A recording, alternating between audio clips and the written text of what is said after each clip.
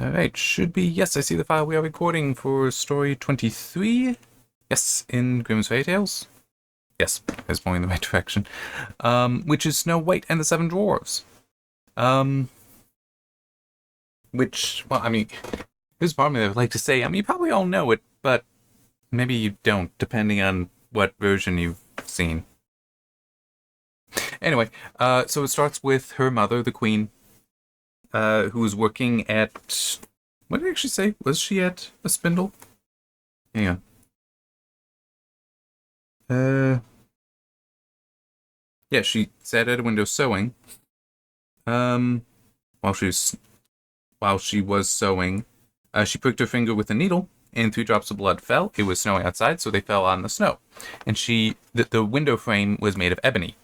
So she looks out and sees this is beautiful and says that she, wishes a child that were white as snow, red as blood, and black as ebony. And that's the description of Snow White. Skin as white as snow, fair-skinned. Red as blood would imply the mouth, the lips. I'm not sure what else necessarily, but anyway. And then ebony black hair. And then the queen died. The mother died. So died in childbirth, it seems. But not to worry, the king soon remarried to a beautiful but haughty queen. Well, the new wife is the queen. Stepmother, evil stepmother, who's obsessed with her appearance. And so, as Snow White grows up, and it is a little weird that at the age of 7, she's now more beautiful than her stepmother, than the queen. Not sure why 7. Just seems a little odd there. That's also like the only point in time when we actually know an age, know that how much time has passed. Later on, it's just like for a long time. So, in any case, at that point, Snow White is now more beautiful. The mirror tells her, or it consistently in this version at least is saying looking glass, which would be a mirror. Is now saying Snow White is the most beautiful.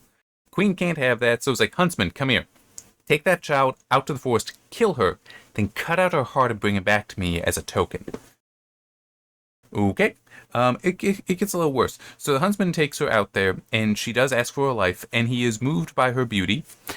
And like she says, "I'll just run away." It's like, go, run. And it actually did bring relief to him to not kill her. But he sees a young boar nearby, so he stabs that, cuts out its heart, and brings it to the queen, who then has it salted so she can eat it. In case you needed more reason not to like her, she's a cannibal.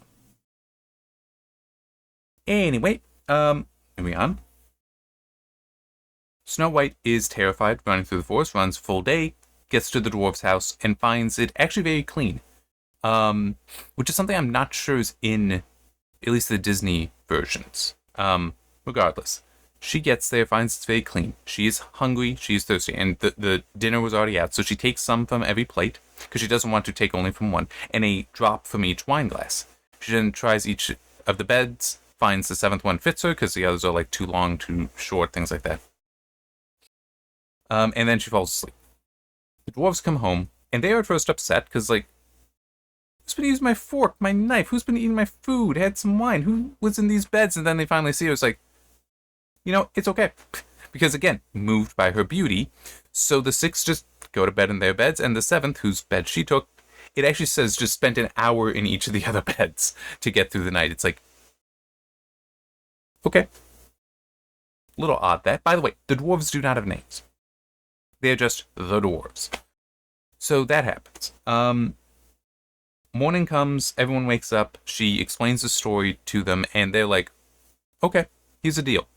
You basically take care of all the house chores, the cleaning, the cooking, sewing, knitting, all that. You take care of all that, and you'll want for nothing. We will take care of you. Deal. And that's how it is for some time then. It's not entirely clear how long, but the dwarves do also tell her, when we are not here, do not allow anyone in. Don't trust anyone, because the queen will find out eventually, and will come for you. Yeah, she's naive, kind of like Little Red Riding Hood was at the start of that story, because the queen does learn from the mirror that, oh, she's still alive, so she disguises herself and uses some has magic laces, which I'm actually not sure. Stay laces? I'm not sure what is being referred to as a stay in this case. I think I have heard some describe it as, like for the story, a girdle.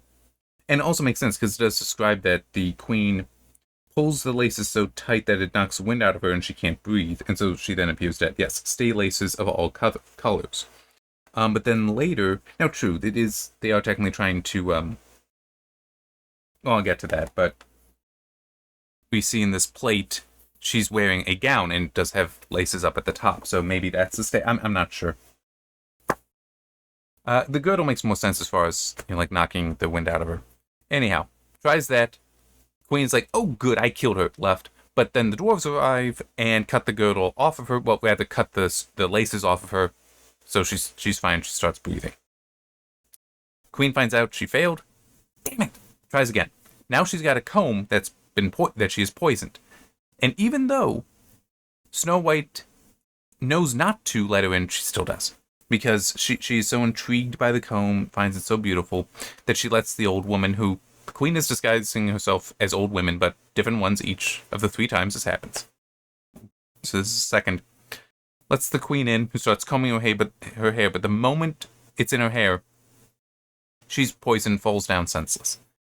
Queen's out thinking, yes, I did it. Dwarves come home, look her over, quickly find the comb, take it out, admonish her for doing this again, and then, continue on. Then the third time that the queen tries this, now it's okay, I'm not screwing this up again. Makes up the poison apple, but makes it very carefully. It's described as having a red cheek and... Is it just white? Hang on. Let's see if I can get it right. Outside it looked pretty. White with a red cheek. Okay, so that's it. So that everyone who saw it longed for it, but whoever ate a piece of it must surely die. Then she painted herself up and went out again. Now what's important here is the white versus the red, because she pretends to just be wanting to give away her apples, and it's like, hey, I picked these, need to get rid of them. And again, it's Snow White is thinking, I should pay attention to the dwarves, not let you in, not any of that. But it's like, well, fine, I'll just, take this and go on. But she's still dubious of this old lady, so what the queen does is she splits it open and eats the white, which is not poisoned, giving the red to Snow White, so it is poison, which is poisoned. So now she falls down dead. Queen leaves, and the dwarves coming do everything they can. They look over her. There's no combs, there's no laces, nothing like that. It also says that they bathe her in water and wine to try to, if there's anything on her, to remove that. So that's why that plate showing her in that gown, that I was like, you can also see this dwarf is carrying a bucket, and then there's a jar here, so that's them trying to clean her. I just want to check. Yeah, they lifted her up, but looked to see whether they could find anything poisonous, unlaced her, combed her hair, washed her with water and wine, but it was all of no use. The poor child was dead. So now they got to figure out what to do. And they decide, we can't bury her. She's too beautiful, and she still looks alive. So, they can't bury her somewhere dark. So it's like, okay, we'll get a glass coffin, put her in that, mark it as that she is a king's daughter, and we'll just put it outside the mountain. But there was always one of them watching it. And does also mention, I do wonder if there's symbolism here, but I'm not sure. Too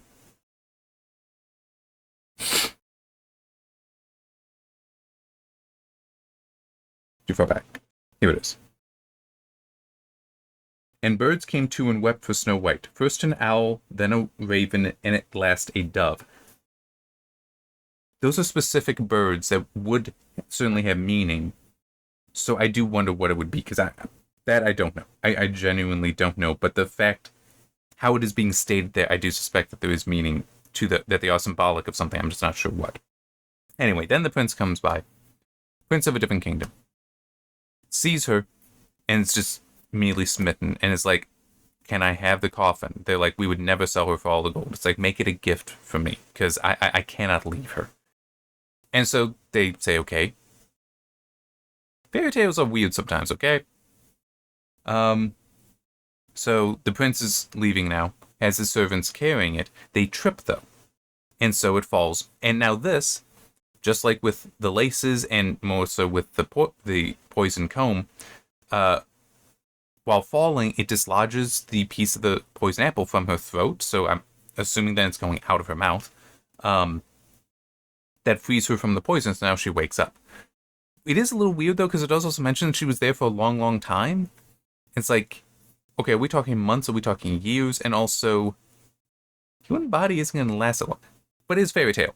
You need to remember that. So she wakes up and asks, what's going on? The prince explains, says that he loves her. Will you marry me? Sure. Okay. So hopefully it has been years, so she's no longer just 7. And we don't know how long she's been with the dwarves. We don't know how long she was lying in the coffin either. But either way, get married. And also at this point, because she's now among the living, wedding. The wicked stepmother is actually invited because she's another queen. And Snow White marrying the prince is going to be queen, and the mirror does refer to her as a new queen, that the new queen is fairer than you, is more beautiful than you. Because the old queen, she gets all dressed up, and of course wants to check. Am I the most beautiful in the world? Of all I can see, yes, and this is how the mirror has consistently been saying it. Of all I can see, yes, but there is one out there that's more beautiful. Previously we're saying Snow White, now just says the new queen. So she's angry, and is even contemplating not going, but it's like, I have to see. Because it's envy. It's envy that drives her. She goes, recognizes it's Snow White, is so filled with rage, she stands perfectly still. And now this is where it again is a little odd, and I feel like there's got to be more details here. She stood still with rage and fear and could not stir. But iron slippers had already been put upon the fire, and they were brought in with tongs and set before her. Then she was forced to put on the red-hot shoes and dance until she dropped down dead. That's a mean way to die. Why did they just have iron slippers around, though? And what happened to the king, her father, in all this? Don't know. I'm not entirely sure what the moral here would be, aside from, just don't be envious like that. Don't be like the queen. But I'm not sure what the positive moral might be, if there is one here. Because, well, yes, Snow White is beautiful, and various good things are attached to that. That's not exactly something moral. That's just a traditional view that with beauty comes virtue. Not necessarily true, but is a traditional view. Oh, and also one thing I wanted to mention, because of the whole who's the fairest in the land kind of thing, and Snow White skin is white as snow, fair-skinned, I do just want to mention one thing about that. That there is an actual reason, a history to the concept of having light skin. And in fact, I remember seeing something, this was years ago, a History Channel type thing, where they were showing and talking about a young woman in Africa getting married, and how before getting married, her parents fed her so she got fat, and also rubbed flour into her skin so that she wasn't so dark, so she was lighter skinned. Now, there's a reason for that, and I suspect that would also have been true in Europe, where Grimm's fairy tales are from, where Snow White would have been from. That fair skin, light skin, implies you don't work. Because where would you be working? If you're a farmer, you're working out in the field under the sun, so you're going to develop a tan from that. So being a fair skin means that you do not have to labor, which is actually desirable. Like, it does imply something about your class, about your status, and yeah, you don't need to do that. And also, potentially the idea then that you might not be very muscular, not very, toned muscle and such, which again is that's something for laborers to have, not everyone else. Ideally, you wouldn't. And it's just part of the reason why I want to mention that is yes, Snow White is supposed to be a fair skin, light colored skin, and also that skin is white as snow, but that there would also be cultural significance to that appearance at the time. And it's just kind of interesting because of how, at least American culture, I'm not sure how much other Western cultures have kind of changed some of this, where the exercise has become a thing. It's like before, it's like, no, you wouldn't exercise. You either worked or you didn't. And if you worked, then you were developing your muscles that way. You didn't need to exercise. But also the idea of intentionally trying to tan yourself, again, is a why? Because, I mean, why are you making it look as though you have to work? Which is actually kind of a funny idea, that there would be young men and women in both sexes that might today, they try to exercise to be fit. They go and have tans, or they intend like either tanning booths, tanning sprays, or actually do go out and tan under the sun. If you were to transport them to the Middle Ages in Europe, they'd be seen as laborers. Like they would not be seen as beautiful, even if it is but like we work in an office, we work in front of a computer. Not that they would understand that, but it's like, or a librarian, which they may understand. It's like, but you clearly look as though you work. So it's like, no, you're lying. I mean, it is just kind of funny how things have changed over the centuries there. At least I find it a little funny. But it then does then go to the whole, yes, there is significance to her appearance. And even though today things are kind of different with that, it is still, this changing it is not necessarily correct to do. I mean, it's also like that with some, well, true, I don't really describe characters in my stories, but it is, when a character is described, guess what? The character is described. You should stick to that. And seeing as how it's also what her name is. And, as I was saying, and I'm going to finish with this, as I was saying, there's cultural significance to her appearance, that you are removing that historicity to her appearance. Not really that appropriate, in my opinion, at least. I'm just trying to think, what have there been another one? By the way, the next story is The Shoes That Were Danced to Pieces. Not familiar with that one.